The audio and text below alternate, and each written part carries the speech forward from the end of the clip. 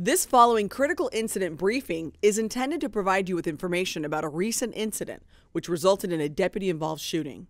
This briefing has been prepared so that you may have a better understanding of the circumstances which led to the use of force.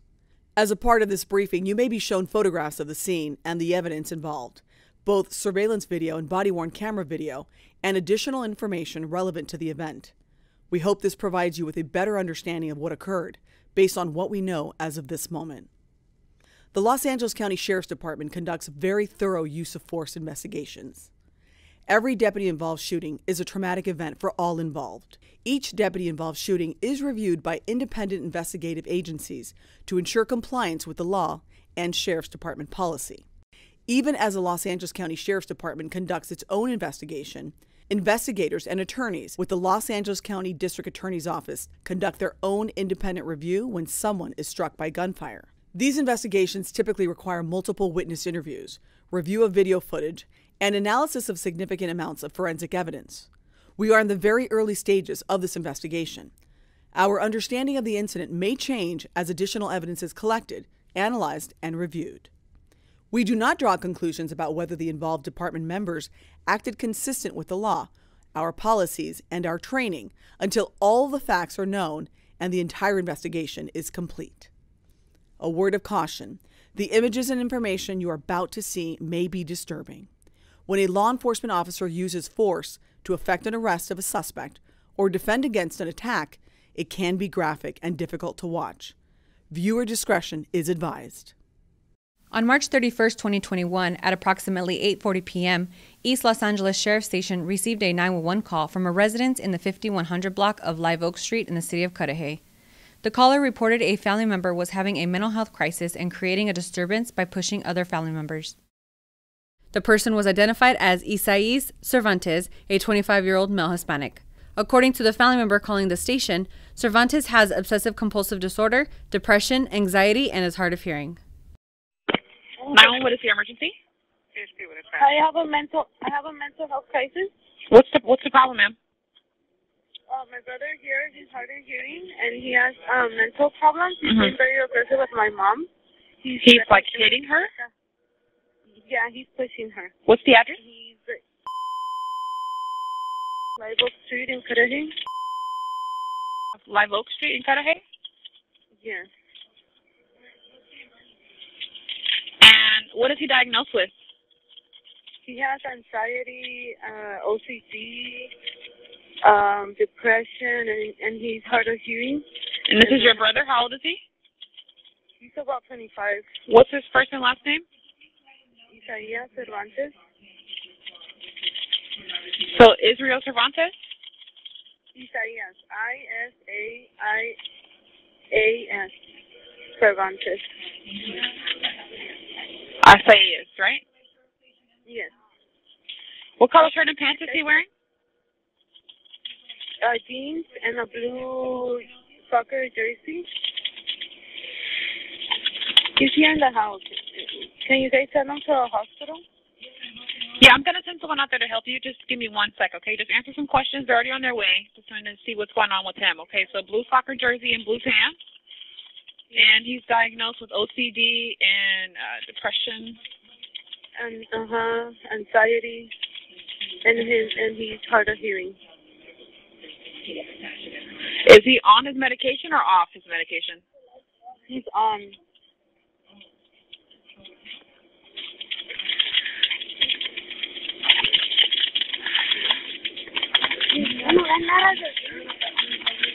What part of the house is he in? I'm sorry? What part of the house is he in? He's from the living room into his room. Where is he at right now? Inside the house. Are you guys outside? I'm outside. Where's your mom at? She's inside with him? Yeah, she's inside with him. But he's arguing with her and pushing her. And a therapist is even here, so trying to calm him down, but he's not calming down. He's just getting violent. Okay, we're on our way. Stay on the line, ma'am. Easily 26 to handle 26 Tom the assist for 15 family, 2R 931 Oak Street. Brother male Hispanic 25 named in call wearing blue soccer jersey, blue pants, diagnosed OCD, depression, anxiety, arguing, and pushing family DP inside and for make self known in front, tag 323. While on their way to the call, deputies coordinated and discussed the availability of less lethal force options. At approximately 8:50 p.m., 2 deputies assigned to the city of Cudahy arrived at the residence. They contacted family members and a crisis counselor outside of the residence near the sidewalk. Cervantes was still inside of the residence. The crisis counselor had informed the deputies she had not been able to gain Cervantes' cooperation and his behavior had escalated from verbally aggressive to physically aggressive. The crisis counselor had been working with Cervantes for approximately 6 weeks and was called to the residence due to his verbally aggressive demeanor.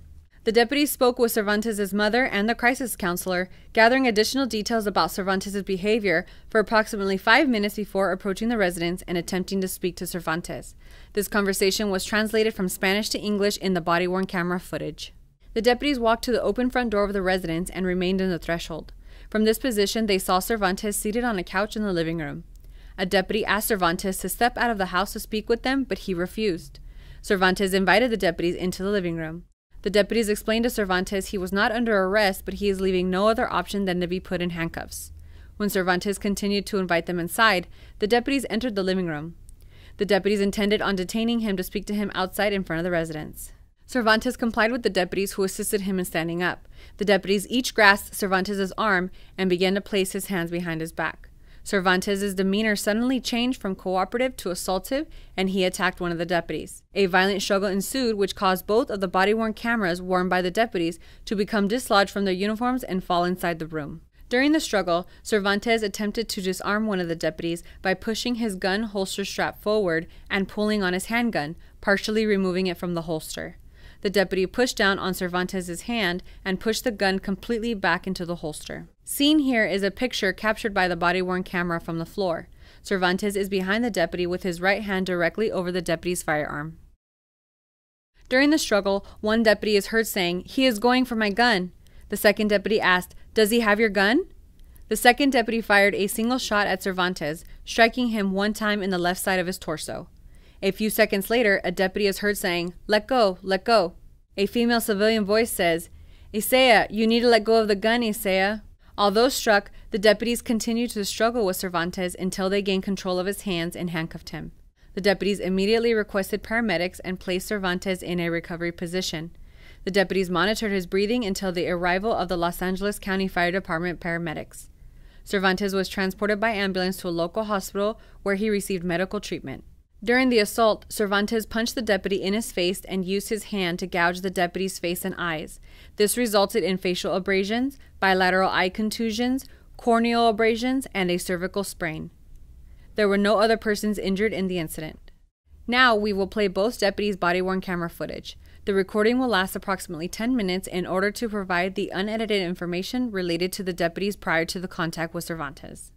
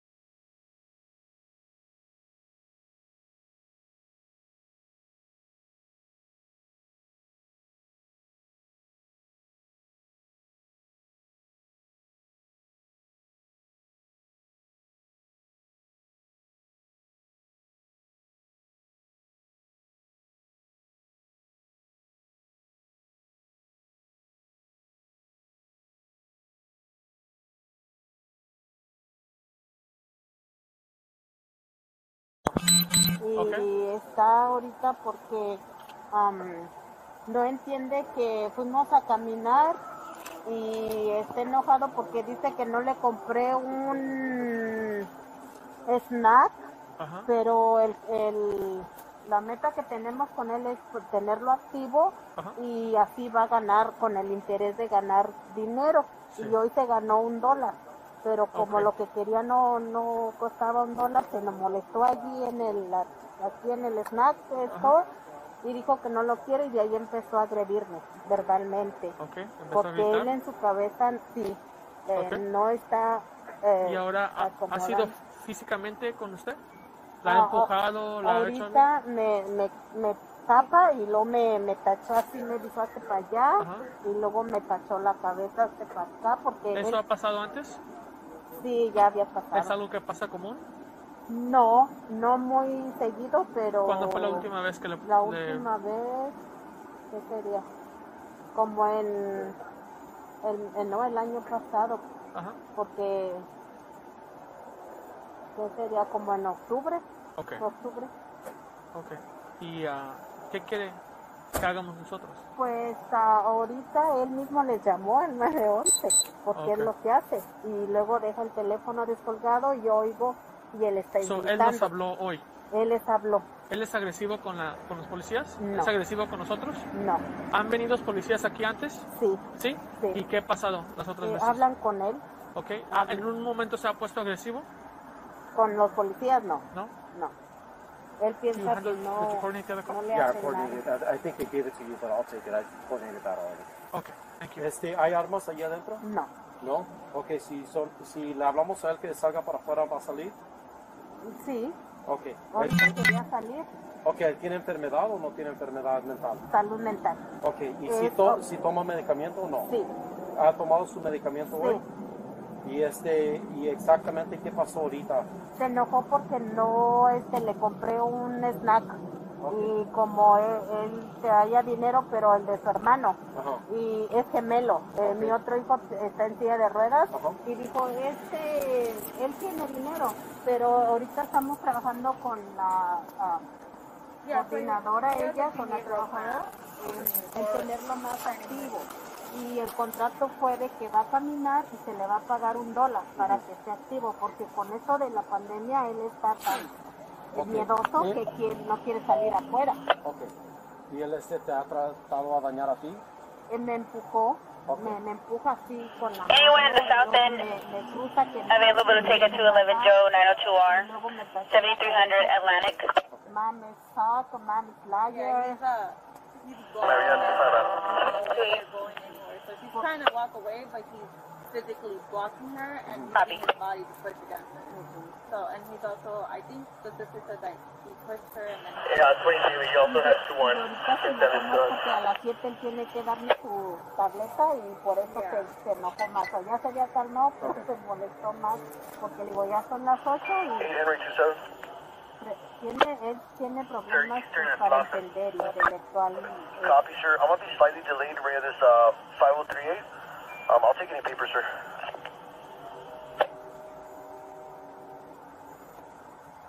2628. Sure.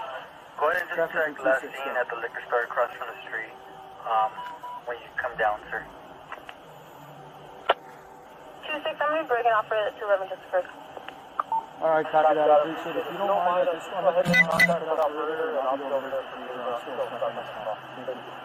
Él piensa que ustedes son malos y que le van a hacer daño. Okay. Y eso. ¿Cómo se llama él? Isaías. Isaías? Sí. Hot radio? I have hot radio. Isaías!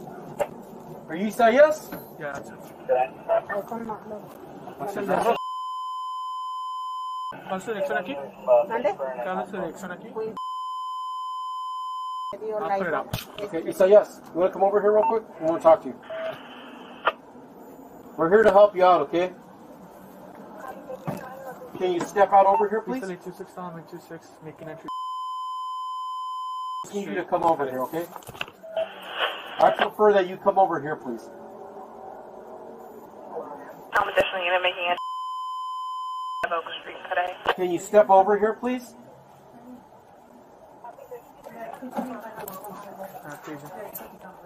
Okay, come over here. You're not under arrest, but you're not giving me no option to place handcuffs on you. So what do you...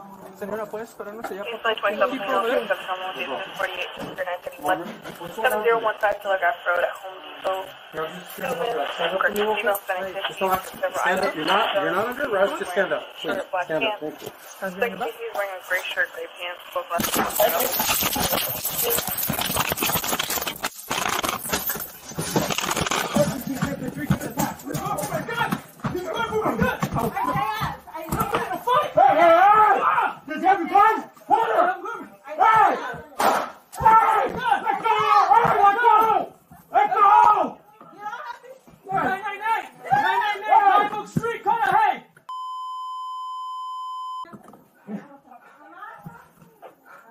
SEC 1033, give me a patch. 998, 998.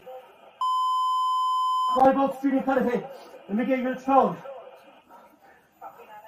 I need you guys to get back, please. Get back! I need you to get back. I need you to get back.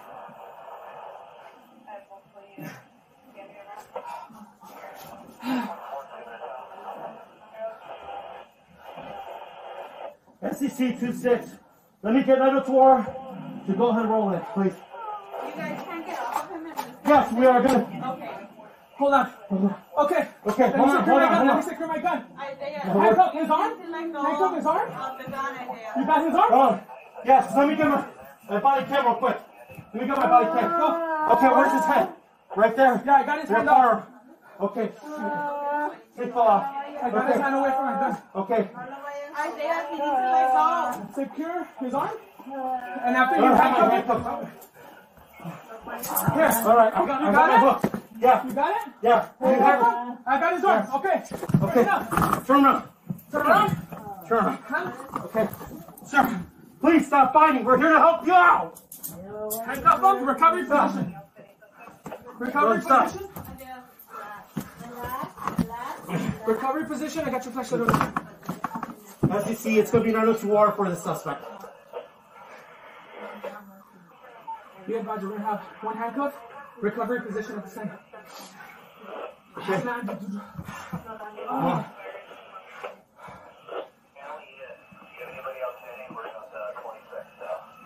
I need you to go back, please. That's going to be a negative. We're going to be detaining one in handcuffs right now. We just need 902R to start rolling in, please. Hold on, we're dealing with something right now, ladies. Please, Relax. wait. Go back over there, please. I'm begging you, go over there. All right, go back. Take him out. Take him back, please. Take him back, please. Take him back. Man, you need to go Get out. out of the house. The house isn't clear yet. SEC 26, the house is not cleared yet. Let me get 2 additional units to make entry and check the house, please. I don't know where my camera is at. I'll hold the doors over here.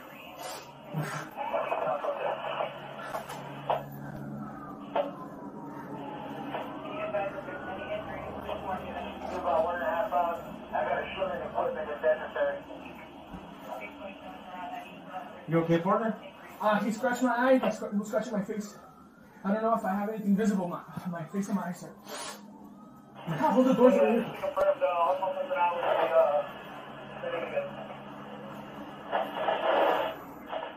During an interview with a family member after the incident, the family member stated Cervantes was upset over his father being in the hospital. Cervantes had told the family member to call the police and, quote, tell them to shoot me, end quote. In addition, he also told the family member, quote, I don't want my dad to die and I want to die too, end quote. The preliminary investigation has revealed that earlier in the same evening, at 7:26 p.m., East Los Angeles Sheriff's Station received a 911 hang-up call from the Cervantes residence. The dispatch personnel called the number back, but there was a busy signal. It was confirmed by family members that Cervantes had made the 911 call. Isaias Cervantes had no criminal history, but was previously placed on a mental observation hold. The Los Angeles County Sheriff's Department has begun a thorough and in-depth investigation. Homicide investigators will continue to investigate this incident by completing additional interviews, examining additional evidence and toxicology results, and completing forensic reviews of the involved evidence. When completed, the facts of the investigation will be presented to the Los Angeles County District Attorney's Office Justice System Integrity Division for review and a determination whether the force used was within the law. Following the District Attorney's review, the Los Angeles County Sheriff's Department Internal Affairs Bureau will complete an administrative investigation of the incident. The Internal Affairs Bureau will present the case to the Executive Force Review Committee, which will evaluate the performance of the deputies and determine if their tactics and use of deadly force were within policy and met the high standards of the Sheriff's Department. On behalf of Sheriff Alex Villanueva, the Los Angeles County Sheriff's Department is appreciative of your interest and understanding in this incident.